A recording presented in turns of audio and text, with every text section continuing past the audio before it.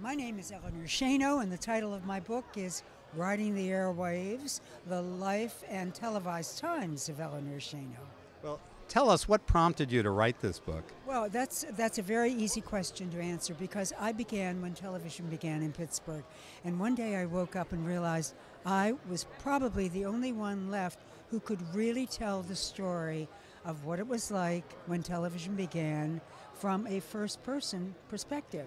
So I'm at the right place today. I'm at the History Center, and my book is all about history, broadcast history, and it's so fascinating. I was just telling another author about what it was like when there was one television station, one, and it only broadcast a few hours a day, and the rest of the time people watched a test pattern on television.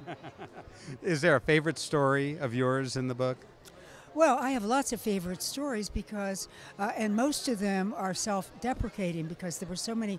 We were all learning from each other, and nobody knew anything about television, so we would all learn from each other. Everything was live.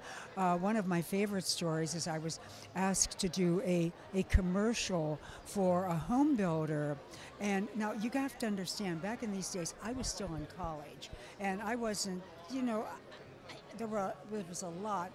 Well, let me put it this way. I didn't know about so many things I didn't know about.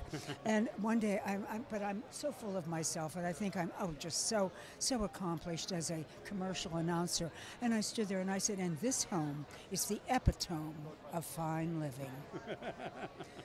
Someone said to me, I don't think that's what you meant. I think you meant the epitome. I said, oh, absolutely not. It is spelled epitome of fine living.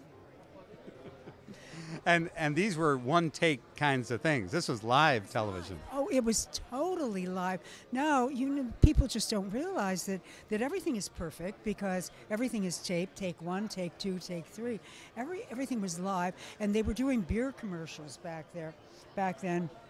And the big problem was to make sure that the beer didn't spill all over the place. There were so many horror stories, but it was such fun. And one television station, and I tell my grandchildren that they went, well, what do you mean? One television station? What did you do with your life? Nobody can believe that, can they? Well, I know that I'm going to spend some time reading this book and not watching the test pattern. And thank you so much for being here. It's such a pleasure. And congratulations to you and all the wonderful things that you do for this region. You are a real jewel. Thanks, Eleanor.